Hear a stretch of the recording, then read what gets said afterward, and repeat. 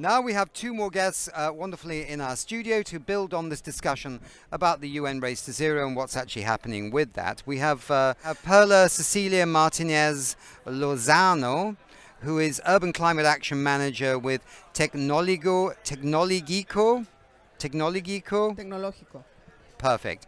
De Monterrey. Okay, super. Thank you very much indeed. Perla, what has Tec de Monterrey's experience been as a university member of the Race to Zero? So you're from an academic situation. And how has the Race to Zero contributed to you setting ambitious targets for non-state actors in your city and so on? So tell us a bit about what's happened since you joined the Race to Zero and how has it impacted? Yes, well, thank you very much. Perhaps I can start by saying that Tecnológico de Monterrey is a private Mexican university that has like around 25 campuses around the country. But like the main campus where the university was born is in the city of Monterrey, which is in the northeastern part of Mexico, close to the U.S. border, like a couple of hours, a drive, a couple of hours. And Monterrey, for the people that don't know the city, is the industrial capital of Mexico. Okay. So there's a lot of heavy emitters industry in the city. For instance, the industry of cement, the industry of steel, and well, the city has a lot of problems regarding air pollution. But also like the effects of the climate crisis, right? Like extreme heat, drought, and very recently or more recently also heavy rain because of storms, of flooding, etc.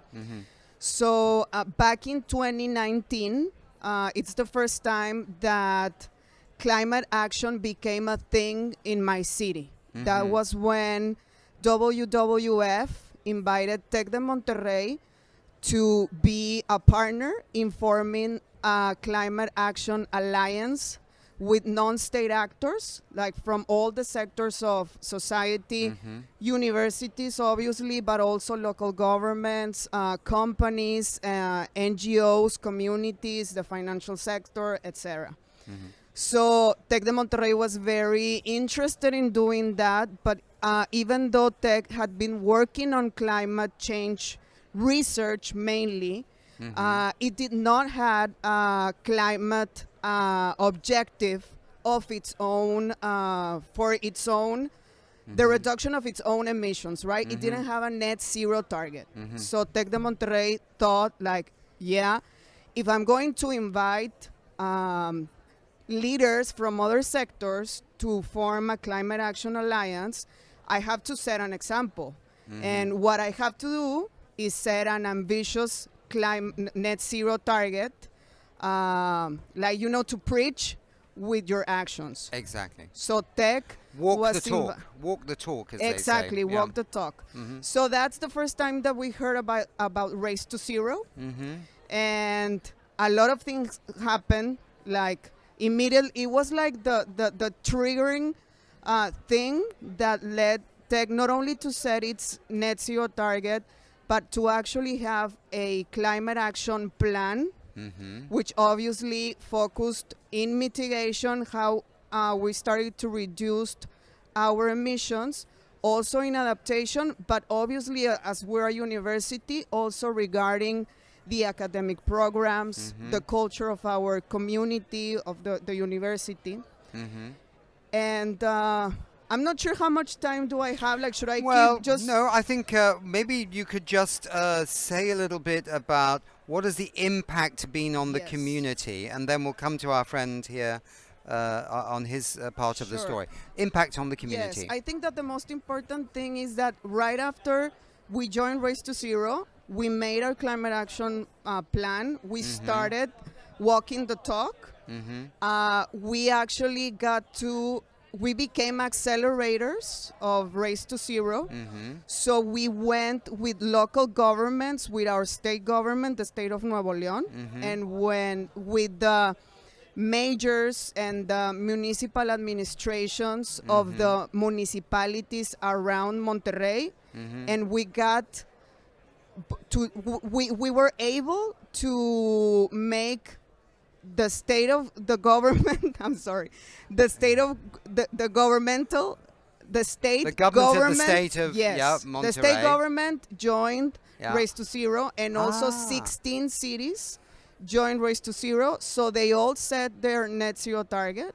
Right. And this year, the climate action plan for the state and the metropolitan area came into effect. Right. So we're really happy to This see is a very that good story. impact. That's a very good story, and thank you for telling us. It's not easy when you're just having to do something cold, but I think we got the message on that. That was very interesting. The ending was fantastic. We'll come back because we still have some minutes, so we're okay.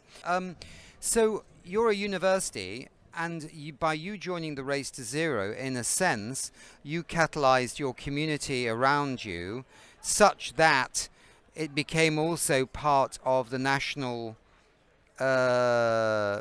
climate targets, activities of the state government of Monterrey. This is really good. So where do you take your role in the race? I can see from this gentleman here, the role is quite clear. What Fujitsu can do around the world with new suppliers and bring them on board and blah, blah, blah. But what do you do over the next 10 years? Okay. Well, what I hope the university does, Yeah. I mean, the universities, I think, work as a neutral party Yeah. that can, even though, for instance, in governments, there are different political parties involved in the administrations. If you have a university, like being the conveyor of them, like inviting them to have climate action, I think we are natural, like we can bring them you're together. a neutral entity, Exactly. right? Yes, Neutral. You're almost like a coordinator, a neutral coordinator of different political views and things like that, right? And bring them together. Exactly, both neutral and also science-based, right? Like our objective, it's to reduce the emissions, to have everyone in the community engaging in climate action.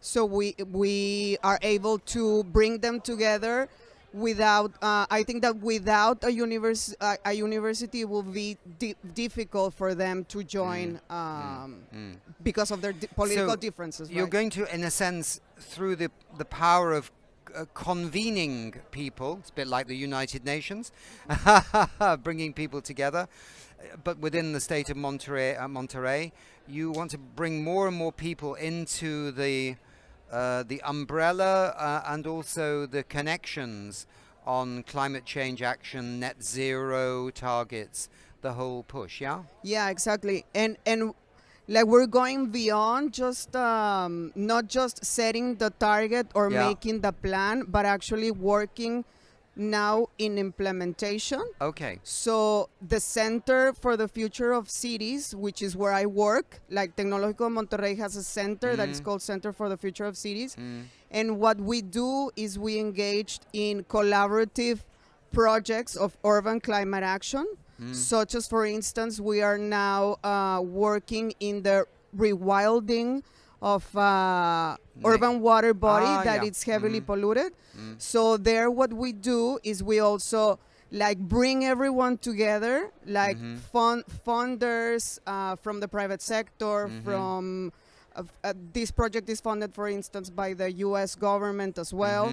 And then we engage local NGOs that work on that, and we engage the local government of the municipality in Monterrey where the urban water body is located, the community that lives surrounding this water body. So we're kind of that articulator of different capacities within the different sectors of the society. And we sort of take the targets and the plan to specific projects on climate action that can be applicable to the city like immediately. Interesting.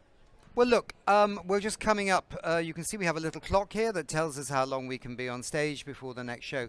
It's obviously been a very interesting journey, and thank you for both being here, because you both represent different stories, and I realized this as you were talking. These are very different stories, and that's interesting too, diversity.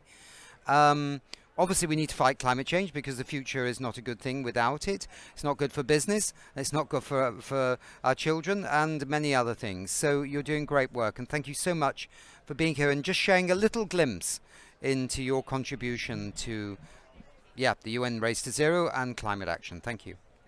Okay, thank you. Very much. Thank you.